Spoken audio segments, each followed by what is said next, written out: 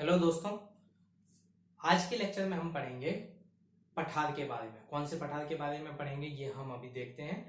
पहले हम last lecture में क्या पढ़ चुके हैं ये रिकैप करते हैं। हमने मध्य प्रदेश में जो भी हमारे भौगोलिक डिवीजन थे उनके बारे में हमने पढ़ा था। जितने भी हमारे पठार थे उनके बारे में हमने ओवरव्यू लिया था सारा। अब हम एक एक से सभी पठारों को डिटेल में कवर करेंगे। जो भी हमारे ये भौगोलिक डिवीजन है, भौगोलिक विभाजन है मध्य प्रदेश का, उसको पूरे एरिया को हम धीरे धीरे एक एक से कवर करेंगे। आज हम पढ़ेंगे मध्य भारत के पठार के बारे में। तो मध्य भारत का पठार ये कहाँ पे स्थित है, मैप में देखिए आप। ये एरिया पूरा मध्य प्रदेश का कवर करता है, मध्य भारत का पठार। इसमें आपको पता ही होगा, ये भिंड का एरिया आ जाता है, ये मुरैना आ जाता है, ये श्योपुर है, ये ग्वालियर है, ये शिवपुरी है, ये गुना है और ये मंदसौर है। तो ये कितने जिले हो गए हमारे? 1 2 3 4 5 6 7 7 जिले आते हैं मध्य भारत के पठार में। आपको याद रखना है 7 जिले आते हैं। नाम कौन कौन से हैं उनके? भिंड, मुरैना, श्योपुर, ग्वालियर, शिवपुरी, गुना और मंदसौर। ये हमने यहाँ पे लिख रखे हैं।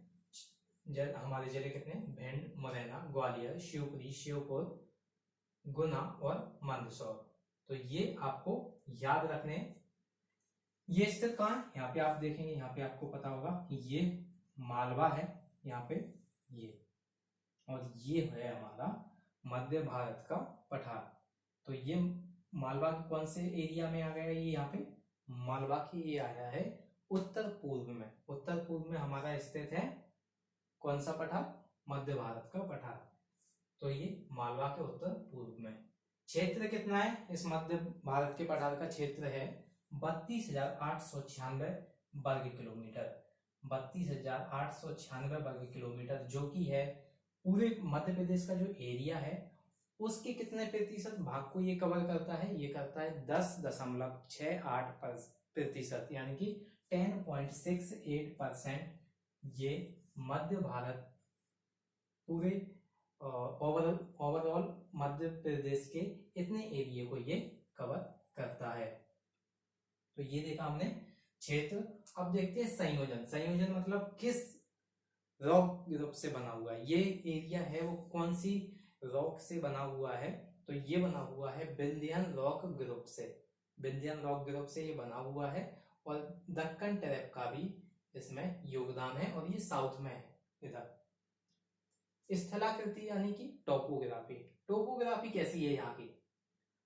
स्थलाकृति कैसी है? यहाँ पे जो स्थान है उनकी आकृति कैसी है आप समझिए।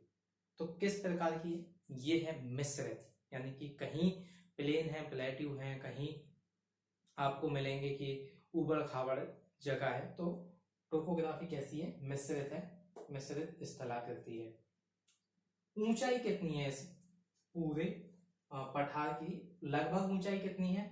लगभग ऊंचाई है इसकी 350 मीटर, लेकिन हाईएस्ट इसकी कितनी जाती है? हाईएस्ट जाती है 500 मीटर। ये आप देख रहे हैं 500 मीटर। मतलब कोई कोई एरिया है जो 150 मीटर ऊंचा है, कोई 300, 250 ऐसा है, लेकिन मैक्स जो ऊंचाई है पूरे इस पठार में कहीं किसी एरिया की, तो वो 500 मीटर है। 500 मीटर से ऊपर किसी भी एरिया की ऊंचाई नहीं है। और ऊंचाई कैसे देखी जाती है? ये देखी जाती है समुद्री तल से। जलवायु यानी कि क्लाइमेट। क्लाइमेट कैसा है यहाँ का? क्लाइमेट है महाद्वीपीय, यानी कि कॉन्टिनेंटल। अब महाद्वीपीय से आप क्या समझते हैं बताइए?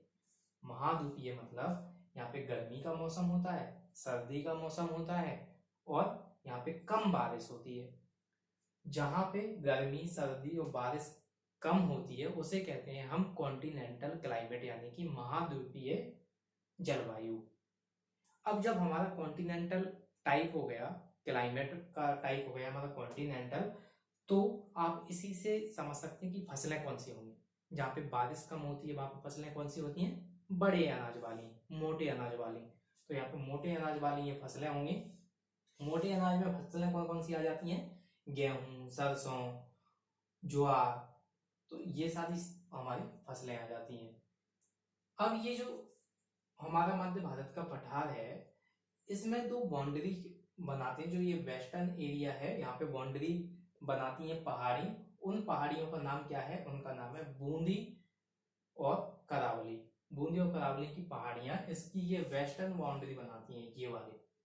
ये वाली बाउंड्री कौन बनाती है? बूंदी और करावली हिल्स। तो ये आपको याद रखना है। ये अभी हमने क्या क्या देखा? स्थिति के कहाँ पे ये स्थित है ये देखा, क्षेत्र देखा, जिले देखे कौन कौन से हैं, संयोजन यानी कि किस रॉक ग्रुप से ये बना हुआ है, स्थलाकृति यानी कि टोपोग्राफी देखी, ऊंचाई यानी कि हाइट देखी, मैक्स हाइट इसकी कितनी जाती है 500 मीटर और एवरेज 150 से 300 मीटर। जलवायु यानी कि क्लाइमेट कैसा है यहाँ का, महाद्वीपीय है। फसल कौन कौन सी होती है? गेहूं, सरसों, ज्वार और जो भी मोटे अनाज वाली फसलें हैं वही इस एरिया में होती हैं। सीमा जो बनाती है ये वेस्टर्न बाउंड्री, ये कौन सी पहाड़ी बनाती है? ये बनाती हैं बूंदी और करावली हिल्स। आगे देखते हैं।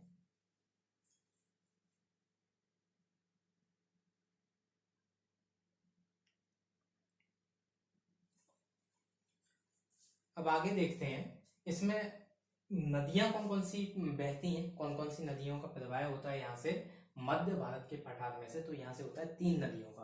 कौन कौन सी है? पहली है चंबल, दूसरी है काली सिंध और तीसरी है पार्वती। अब देखते हैं कि ये कैसे पास होती है। यहाँ से आपको मिलेगी काली सिंध और यहाँ से मिलेगी आपको चंबल। ये चंबल बॉर्डर बनाते हुए जाती है कुछ इस तरीके से, यमुना नदी में मिल जाती है। काली सिंध यहाँ से जाके चंबल में मिल जाती है। ये जो एरिया है यहाँ से आपको मिलेगी पार्वती। तो ये हो गई हमारी काली सिंध, ये हो गई पार्वती और ये हो गई चंबल।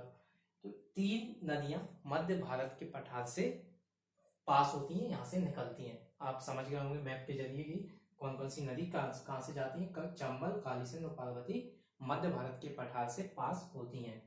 ये जो क्षेत्र है यहाँ पे ये आप देखेंगे मुरैना का जो एरिया आ जाता है, यहाँ पे क्या है बहुत ज्यादा चंबल की वजह से, चंबल नदी की वजह से बहुत गहरी गहरी नाली बन चुकी हैं। ये कैसे बन गई हैं? क्या होता है यहाँ पे मिट्टी का अपरदन बहुत होता है, इरोजन, सॉइल इरोजन यहाँ पे बहुत होता है चंबल नदी के कारण मुरैना में, जिससे क्या है यहाँ पे गहरी गली बन गई है। जो गलीज हम बोलते हैं तो वो यहाँ पे बन चुकी हैं। इस वजह से ये एरिया, आपने सुना होगा जो डाकू जो होते थे पुराने टाइम में, तो वो यही एरिया को अपना ठिकाना बनाते थे, क्योंकि यहाँ पे काफी ज्यादा उबड़ खाबड़ है और बहुत गहरी गहरी नालियां हैं। इससे इनमें किसी को भी ढूंढ पाना मुश्किल हो जाता है। तो ये डीप रेवाइंस की वजह से क्या होता है, फिर इससे क्या है फसल पे भी इम्पैक्ट पड़ा है। अब क्या होता है, अगर कोई पहले खेत था, अब वहां पे गलीज बन चुकी है, तो आप फसल कैसे करेंगे? और छोटी नहीं होती, बहुत जैसे कोई एरिया बहुत ऊपर है फिर कोई नीचे है, तो ऊपर ऊबड़ खाबड़ नीचे होते रहते हैं। इससे खेती में काफी ज्यादा परेशानी आ जाती है। तो ये area, this area is marked by the deep ravines made from Chambal river. तो चंबल रिवर से जो गहरी गलियां बन चुकी हैं, ये एरिया ऑलमोस्ट मुरैना में, पूरे मुरैना में फैला हुआ है। ये काफी ज्यादा पूरे मध्य प्रदेश में सबसे ज्यादा मिट्टी का अपरदन यहीं से होता है, यानी कि सॉइल इरोजन मुरैना जिले में होता है। अगला पॉइंट हम देखेंगे कि यहाँ पे हम क्रॉप्स देख ही चुके हैं। यहाँ पे जो इंडस्ट्रीज है,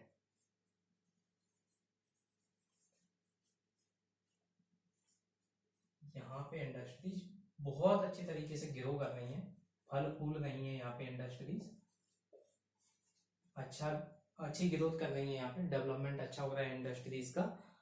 तो इंडस्ट्रीज में मध्य भारत का पठार काफी ज्यादा परफॉर्म कर रहा है, काफी ज्यादा अच्छा परफॉर्म कर रहा है।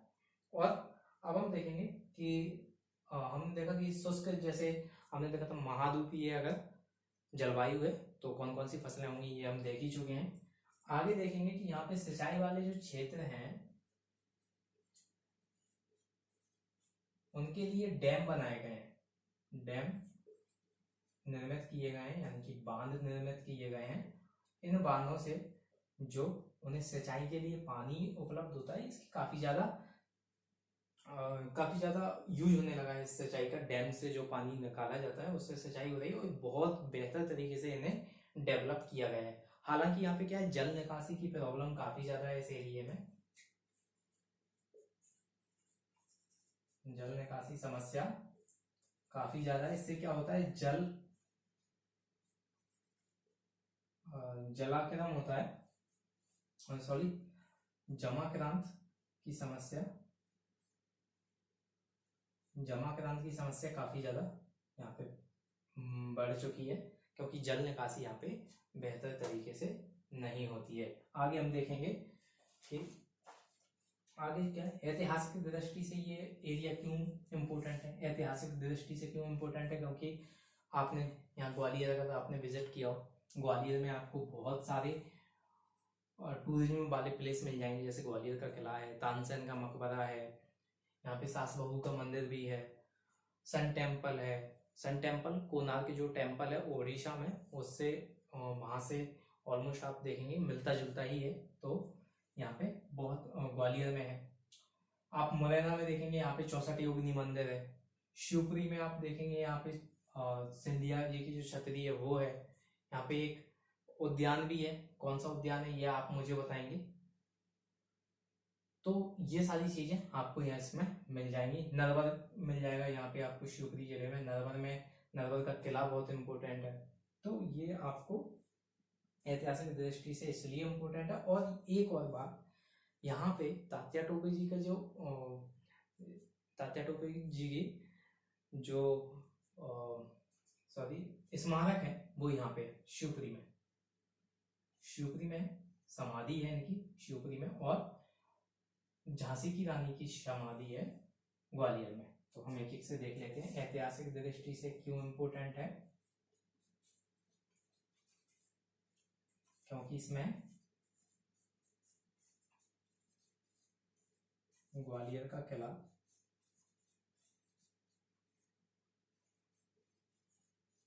नरवर का किला,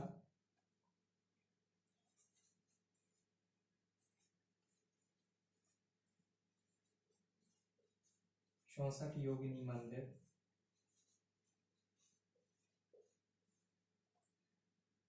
तानसेन का मकबरा,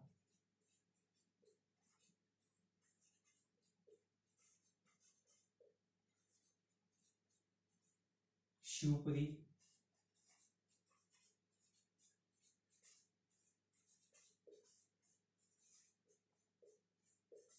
शिवपुरी की छतरी। तो ये बहुत सारी यहाँ पे टूरिज्म के लिए हैं, प्लेसेस हैं, टूरिस्ट प्लेसेस बहुत ज्यादा है यहाँ पे।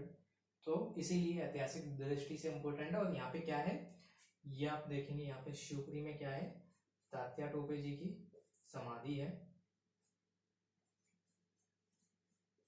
और ग्वालियर में झांसी की रानी की समाधि स्थल कहाँ पे है, ग्वालियर में। इसी वजह से ये ऐतिहासिक दृष्टि से एक महत्वपूर्ण और विशेष स्थान माना जाता है। अब आप देखेंगे कि हम देखेंगे कि यहाँ पे क्या है, एक जनजाति है, पूरे इंडिया में एक जनजाति है जो बहुत ज्यादा, जिसमें मेल न्यूट्रिशन यानी कि कुपोषण की बहुत ज्यादा कमी है, खाना पीना की ज्यादा कमी हो जाती है। ये कहाँ पे होती है, शिवपुरी में। कौन सी जनजाति है, यहाँ पे जनजाति है सहरिया जनजाति शिवपुरी जिले में बहुत तादाद में फैली हुई है। और उनकी स्थिति अभी अच्छी नहीं, बहुत बुरी कंडीशन हो चुकी है उनकी, क्योंकि एक तो उन्हें खाना नहीं मिलता टाइम पे, और काम भी नहीं मिलता अब तो, क्योंकि वो जंगलों पे ज्यादा निर्भर करते हैं। वो अदर एक्टिविटीज यानी कि जो फॉरेस्ट रिलेटेड वर्क हैं वो ज्यादा करते हैं, इसीलिए अब उन्हें बहुत ज्यादा प्रॉब्लम होने लगी है। और यहाँ पे जो जनजाति है उसका नाम है सहरिया जनजाति। ये जो मध्य भारत का पठार है उसमें फैली हुई है।